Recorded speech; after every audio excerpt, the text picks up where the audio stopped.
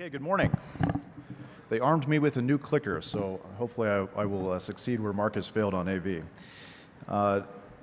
So it's great to be somewhere not Washington, D.C. It's especially great to be back in the upstate where I grew up, as Mark said, so this is a special event for me, and I want to thank the organizers for having me. So I'm not an investor. I'm not an entrepreneur. I don't live in an opportunity zone community. I'm what people in DC call a wonk, so I bring a wonk's perspective to this issue, research and policy, and so if you'll bear with me, I want to talk, now that we're a year past the zone designations, I want to talk about what we're seeing so far around the country as we go and talk to communities, as we look at the data on what's happening in opportunity zones. And I want to talk about what I think needs to happen for this to be a success. How are we going to measure this over time? It's worth starting with the fact that this was a bipartisan initiative. It's worth noting that because it's so rare in this day and age to have, particularly in tax policy, an issue that brings together as wide a spectrum as opportunity zones did.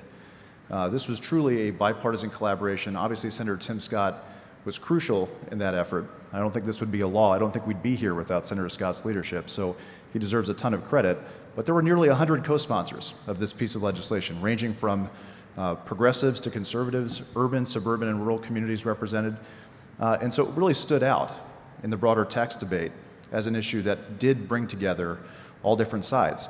It's also worth asking why that was true. And to understand that, we have to look at the communities that have been designated. And frankly, I think every conversation about opportunity zones should begin and end with a conversation about communities. Because if we don't get that part right, this policy is not going to succeed. So if you look at opportunity zones, what this policy is already doing is shining a spotlight on the deep divisions that exist across communities in our country. They were selected based on poverty and family income, but the needs go so far beyond that. One of the worst statistics, I think, or one of the most indicative of that divide is the life expectancy gap. There's a 3.5-year life expectancy gap between opportunity zone residents and the average community elsewhere. Every indicator we look at, health indicators, poverty, incarceration rates, upward mobility, all of them are deeply divided across this country, but in opportunity zones, we're seeing the evidence of that division and the evidence of the opportunity to do better. And what this amounts to is we are leaving too many of our best minds, too many of our fellow citizens on the sidelines. And that's even true in a record economic expansion. And I think this is why opportunity zones is in part so important, because it's forcing us to remember that even after a record 10-year growth cycle, that we still don't see growth reaching a lot of these communities, the communities that have the deepest needs, communities that were already struggling before the Great Recession and that the Great Recession harmed and that the recovery hasn't reached. So for many of these communities, the recovery really hasn't started yet. Opportunity zones can be a part of that story if we get it right. With those deep and diverse needs comes the need for a policy that can reach a deep and diverse set of communities. And that's one of the things that I think is so special about this policy and where so much of the potential for opportunity zones lies. It's the fact that this is not just a real estate incentive, although I've chosen to start with a real estate project as my first example. Most of the attention so far has been on real estate, but when you look across the country, we're seeing things like agriculture. We're seeing solar and clean energy. We're seeing co-working spaces and business incubators. We're seeing housing of all types, industrial use of all types.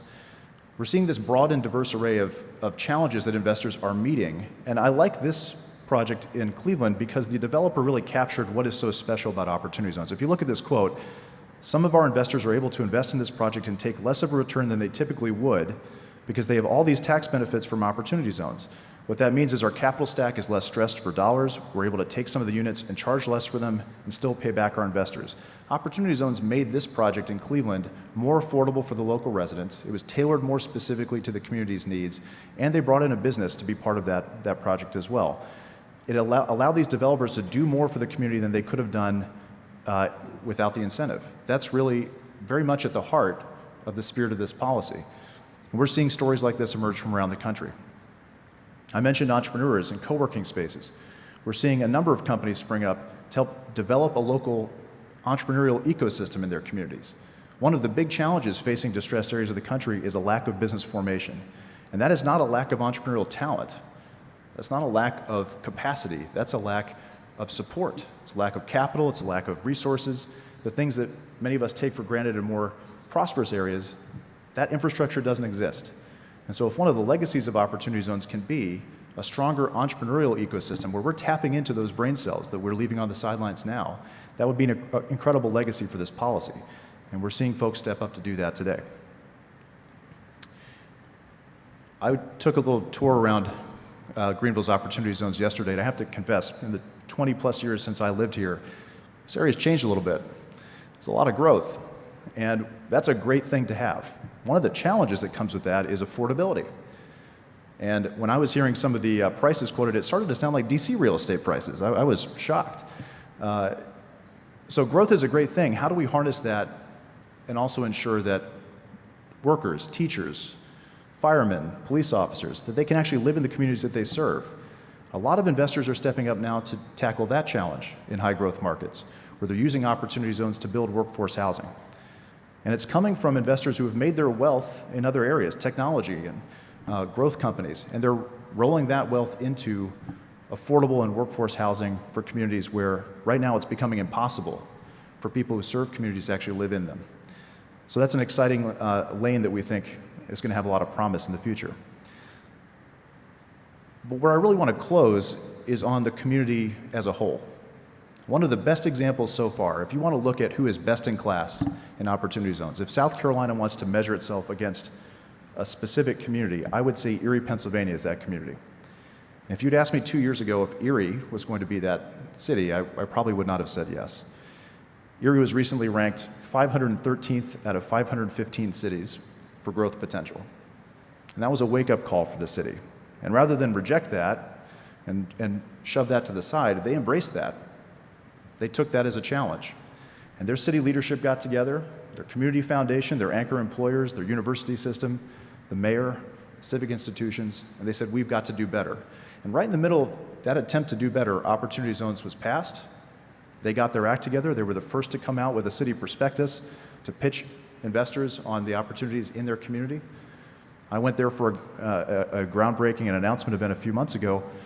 They have already $60 million in new capital as a first wave going into the most distressed areas of the entire state. In fact, it's one of the most distressed zip codes in the entire country. And they're starting there to try to change the momentum for a city that suffered tens of thousands of job losses, 60 or 70,000 population loss. And even in the midst of this expansion, much like other communities that we're talking about, the recovery really hasn't boosted them the way it has for many other areas. They're seeing a radical turnaround, and opportunity zones are a major part of that, but it's not magic. So why have they been successful? It's because they're not taking for granted that the capital is going to show up. They're not taking for granted that investors are going to come knock on their door. And they're not taking for granted that there's going to be any outside capital at all. They're raising from local anchor institutions, from local investors first. They're getting their community foundation to put philanthropic dollars into the community to help build capacity and make them investment ready. They're doing the kind of things that lay the groundwork that every community needs for sustainable long-term growth. And they're able to tackle some of the deepest challenges that, frankly, no other federal policy has been able to tackle because they've taken that ground-up approach, that collaborative approach. Every community needs to take that same approach, including ones here in the upstate and the broader state of South Carolina as a whole. I think in 10 years, we're going to talk about Erie, Pennsylvania as the model for what a post-industrial, third-tier small city can do. And I think it's proof that we've undervalued the potential of American communities for too long. Erie's not the kind of place most investors go. They don't come running to Erie looking for the next hot investment market. And I think, like all people, investors move in herds, and there's safety in numbers. What if we could make opportunity zones a directional shift for the herd so that they're looking for these emerging markets domestically, not just internationally, that they're looking for the Eries or the Travelers Rest, or other parts of this state where we know there's potential, but somebody has to communicate that potential. Somebody has to organize that potential. So I want to close with this thought. Opportunity zones are not guarantee zones. Erie understands this. The communities that are doing well with this policy already understand this. It's not a guarantee. If you want to succeed, somebody better have a vision. The local community better be pulling together. We better be thinking about the long-term purpose of this policy. Because some things are prescribed. The federal government sets the tax incentive. The governors designate the zones. Investors have to come up with the capital. The private sector is going to set up the funds. That's the prescribed part. That's the guarantee part. But the outcome is not guaranteed. Are local leaders setting a vision? Are the anchor institutions stepping up and playing a role?